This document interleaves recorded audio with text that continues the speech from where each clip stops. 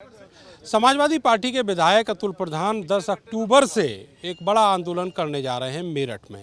ये आंदोलन होगा दवाई और पढ़ाई को लेकर, जो मुख्य जन समस्या है। लेकिन आज गांधी जयंती के अवसर पर उन्होंने सांकेतिक जो सत्याग्रह है उसकी शुरुआत की है। मेरठ कॉलेज में बैठे हुए हैं गांधी मूर्ति के सामने और मेरे साथ अतुल प्रधान जी हैं। प्रधान जी, आज से ही शुरुआत हो गई। देखिए, ये लड़ाई बहुत बड़ी है और इसके लिए हम सब लोगों को मिलकर, मैं अपने नौजवान साथियों को, पूर्व के छात्र संघ के अध्यक्ष हैं, हमारे छात्र सभा के अध्यक्ष हैं, हमारे और तमाम साथी हैं जिन्होंने आज ये सांकेतिक धरना रखा और उस धरने में मैं भी इनके शामिल होने आया। और ये शुरुआत है, ये शुरुआत भर है 10 तारीख की। और आज हम लोगों ने मैसेज देने का काम किया कि समाजवादी सोच, बहुजन सोच, बाबा साहब की सोच वाले, गांधी जी की सोच वाले, सब लोग इकट्ठा, चौधरी साहब की सोच वाले लोग इकट्ठा होकर ये बड़ा आंदोलन करेंगे और हम सब लोग मिलकर इस चीज़ को आगे ले जाने का काम करेंगे। जो इस समय पर सरकारी व्यवस्थाएं चौपट हैं। किसी सरकारी अस्पताल का हाल देखिए, CSC हो, PSC हो, जिला अस्पताल हो, मेडिकल कॉलेज हो, वहाँ पर डॉक्टर लोगों की भारी कमी है। उस कमी के कारण गरीब गुरबा लोग, दलित, शोषित, वंचित, कमज़ोर जो तबका है, जो भूमिहीन है, जो छोटे छोटे काश्तकार हैं, छोटे छोटे कामगार हैं, सब लोगों को सरकारी अस्पतालों में सुविधा मिल नहीं रही। सरकारी अस्पतालों में सुविधा नहीं है, इस कारण से उन्हें प्राइवेट अस्पतालों में जाना पड़ता है, या सरकारी स्कूलों में सुविधा नहीं है इसलिए उन्हें प्राइवेट स्कूलों में जाना पड़ता है। ये भारी लूट की जगह हैं। इस लूट तंत्र के खिलाफ पहले भी मैं भूख हड़ताल में बैठा था और इस बार भी हम लोग बड़ा एक आंदोलन करने जा रहे हैं। 10 अक्टूबर से महापड़ाव मेरठ कलेक्ट्रेट पर होगा। घेरा डालो, डेरा डालो, ये जन आंदोलन होने जा रहा है। अच्छा, आप यहाँ तस्वीर लगाए हुए हैं बापू की, और जो आपके ही विधानसभा सीट से आपके प्रतिद्वंदी हैं संगीत सिंह सोम, वो कह रहे हैं कि जूते से पिटवाऊंगा उत्तर प्रदेश के अधिकारियों को। देखिए, मैं पूछना चाहता हूँ, ये चेतावनी उन्होंने उत्तर प्रदेश की कानून व्यवस्था को दी है। सुने DGP साहब, सुनिए उत्तर प्रदेश के ADG लॉ एंड ऑर्डर, और सुनिए STF के चीफ, और सुनिए माननीय मुख्यमंत्री जी। आपके एक पूर्व विधायक ने, जिसके पास उत्तर प्रदेश से Z श्रेणी की सुरक्षा है, उस व्यक्ति ने अपमान किया आपके अधिकारियों का। हम IAS एसोसिएशन को भी कहना चाहते हैं, हम PCS वालों को भी कहना चाहते हैं, हम उत्तर प्रदेश कर्मचारी जो संघ के लोग हैं, एसोसिएशन चलाते हैं, कर्मचारी संगठन चलाते हैं, उनको भी कहना चाहते हैं। ये उन सब का अपमान है और इस अपमान पर सरकार को उनके खिलाफ FIR दर्ज करनी चाहिए। और अगर दर्ज नहीं कर सकते तो ये कह दीजिए कि आपका कानून व्यवस्था में विश्वास नहीं है। विधायक जी, उन्होंने तीसरे नेत्र खोलने की भी बात कही है। आप तो उनके पुराने साथी भी रहे हैं समाजवादी पार्टी में और आपके प्रतिद्वंदी भी हैं। आपने वो नेत्र देखा है क्या? हमारी उनसे कोई व्यक्तिगत लड़ाई नहीं है, हमारा उनसे कोई लेन देन का मुटाव नहीं है, हमारा कोई उनसे ऐसा नहीं है। वो हमारे राजनीतिक, हमारा उनका विचार अलग, हमारा विचार अलग। उनका विचार तोड़ने का, हमारा विचार जोड़ने का। उनका विचार दंगा कराने का, हमारा दंगा बचाने का।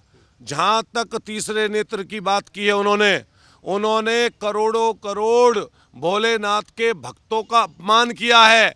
जो हमारे यहाँ कांवड़ यात्रा निकलती है और जो पूरे हिंदुस्तान छोड़िए पूरे विश्व में भगवान भोलेनाथ के भक्त हैं, और मैं भी उनमें से एक हूँ, वो भगवान भोलेनाथ का अपमान उन्होंने किया।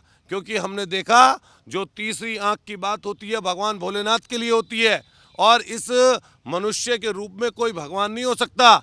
जो उन्होंने तीसरी आंख की बात की, वो भोलेनाथ का अपमान किया और भक्तों का अपमान किया।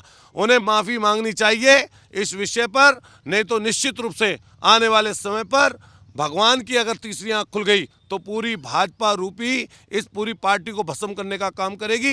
इनकी तो क्या हिम्मत और क्या उनके सामने, भगवान के सामने हैसियत हमारी या उनकी किसी की नहीं है।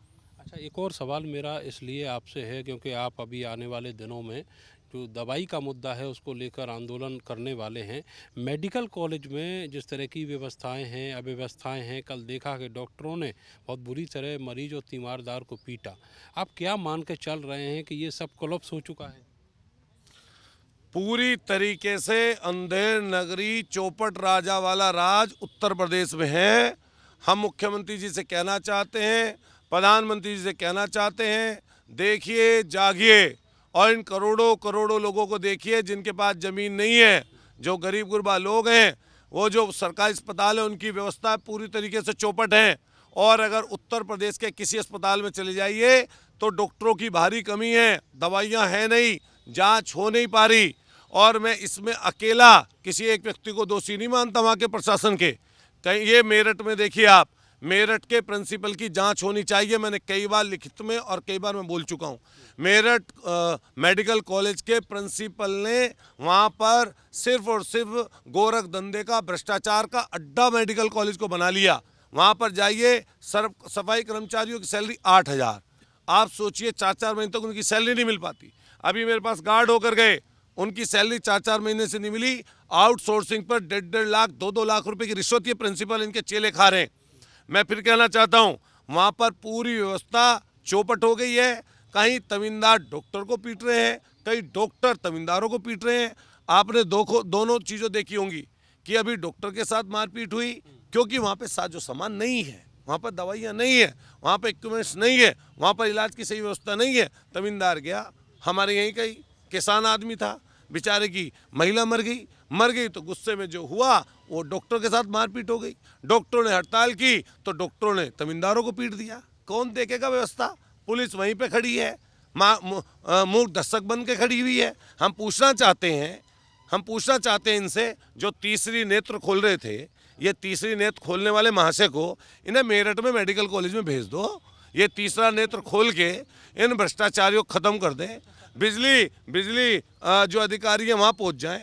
ये जो बेचारे किसान थानों में, सोसाइटियों पर धरना दे रहे हैं, अपनी तीसरी आँख खोलें। अगर, मैं तो इन्हें मानता नहीं कि भाई ये भगवान है, लेकिन ये अगर अपने आप को भगवान माने बैठे हैं तो मैजिक भी तो हो सके। हाँ, मैजिक है। मैजिक इन पे ऐसा है कि बेईमानी का मैजिक है। लूट खाओ, जमीन का धंधा करो। आप बताओ, ये जुलूस किसके निकलते घूम रहे थे अभी यहाँ जमीन के मामले में? भाजपा के मंत्री हैं, किसके हैं? जुलूस निकालते घूम रहे जनता। अरे दिल बड़ा दिखाते, कहते रास्ता दे देंगे, नहीं, जैसे घर से लाए थे बनाकर, कहीं से लाए थे। यही मैं फिर कह रहा हूँ, ये चीज़ आपके सामने कि ये जो तीसरी नेत्र खोलने वाले लोग हैं, कहाँ से लाए बना के ये चीज़? जेड श्रेणी की सुरक्षा लिए घूम रहे सरकार की तरफ से। सबसे पहले इसका त्याग करें। बहुत बहुत शुक्रिया हमसे बात करने के लिए। तो ये जो सांकेतिक सत्याग्रह है वो चल रहा है और 10 अक्टूबर से एक बड़ा आंदोलन अतुल प्रधान और उनके समर्थक साथी चलाने वाले हैं। ये आंदोलन मुख्य रूप से दवाई और पढ़ाई को लेकर होगा। जिस तरीके से इन दोनों क्षेत्रों में लूट मची हुई है आम जनता से, उसके खिलाफ होगा। कैमरा सहयोगी सानू के साथ मैं नरेंद्र, भारत समाचार, मेरठ। हाँ संजू भाई।